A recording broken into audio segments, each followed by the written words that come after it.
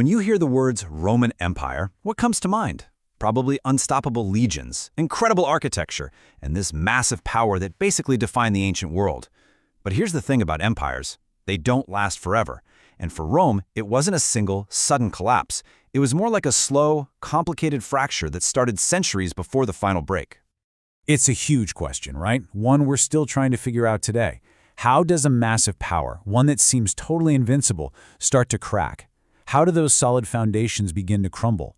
Well, for Rome, the story is complicated, and it starts long, long before what we call the fall. So don't picture some big Hollywood-style explosion. It's much more like a deep fissure, a crack in the very foundation of the empire. And over centuries, that crack just grew wider and wider, thanks to all kinds of pressures from inside and out, until what was once this one solid thing became two very, very different worlds. All right, so to find where this crack first appeared, we got to jump in our time machine and head back to the 3rd century. This period was so unbelievably chaotic that historians literally call it the crisis of the 3rd century.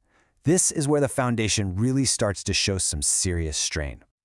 I mean, it's hard to even wrap your head around how huge the Roman Empire was. We're talking from the rainy shores of Britain all the way to the deserts of Syria. Just managing that territory was a gigantic job, even in the best of times. And let me tell you, the 3rd century was definitely not the best of times. Take a look at this number. Just 26. What in the world could that mean in the context of ancient Rome? It's not the number of legions or provinces. The reality is something way more chaotic and a lot more telling. Yep, you heard that right. In less than 50 years, over 24 men claimed to be emperor. Many of them were just generals propped up by their own armies, and they'd often rule for just a few months before, you guessed it, getting assassinated. This is the heart of that crisis of the 3rd century. It was pure political chaos. And that kind of chaos, it doesn't just stay in the palace. It spirals outward. With would-be emperors constantly fighting each other, the empire was stuck in an almost permanent civil war. To pay for the armies they needed, they just started making crappier coins, which destroyed the value of their currency and sent prices through the roof. And while all this was happening, Rome's enemies were watching. You had the powerful Sasanian Empire in the east and Germanic groups in the west, all pushing in on these weakened borders. The empire was literally bleeding from the inside out. Okay, so when your empire is on the absolute brink, you have two choices, right?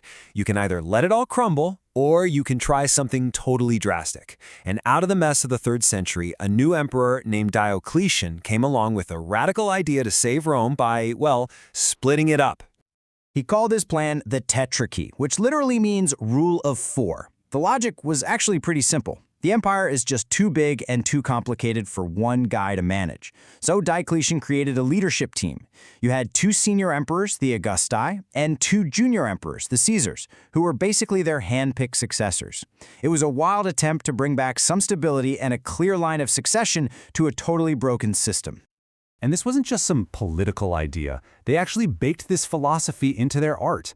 There's this famous statue of the 4 tetrarchs, and they all look almost exactly the same, all embracing each other. The message, which this quote here just nails, was crystal clear. This is not about one guy's personal glory anymore. This is about shared power, about the strength of the team. A huge change from the heroic individual statues of the emperors who came before. Now this whole system also changed the map. Each of these 4 rulers set up their capital not in Rome, but in strategic cities out near the dangerous frontiers. This way they could respond to threats way faster. But this had a massive and probably unintended side effect.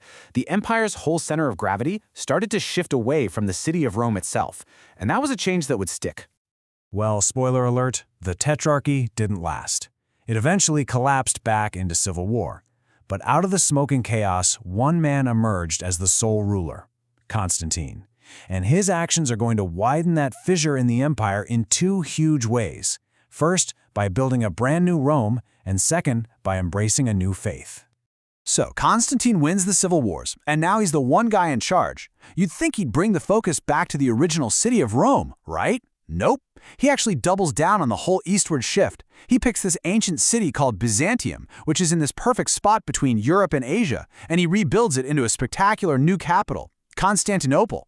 It was literally called New Rome, and it was closer to the empire's richest provinces and all the military action. But honestly, the biggest change Constantine made wasn't about location. It was spiritual. He became a champion for Christianity.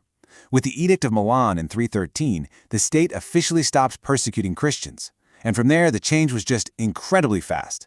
As you can see on this timeline, in just a couple hundred years, Christianity went from being this persecuted minority faith to being the absolute heart of the Roman state.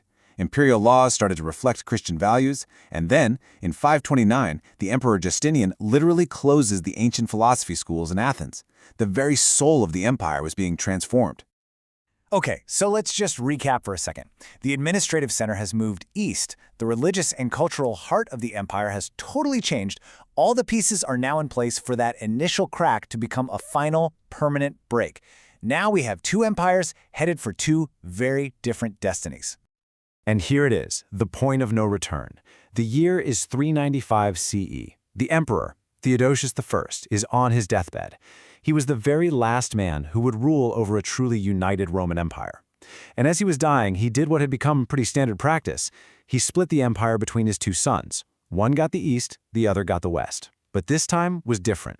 This time it was permanent. The two halves would never, ever be put back together again. And you have to understand, these were not two equal halves, not at all.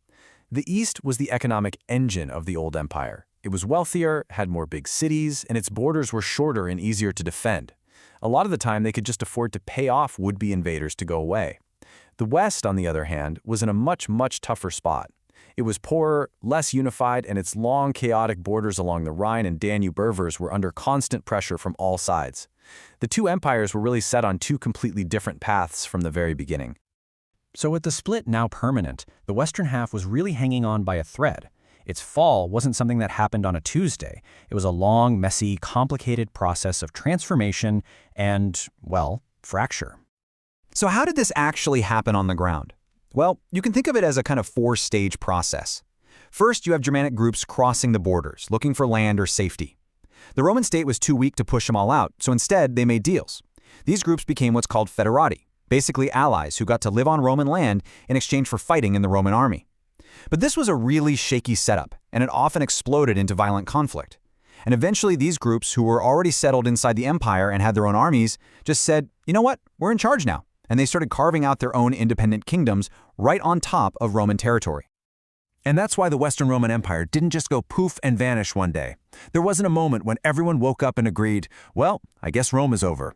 Instead, it just slowly disintegrated.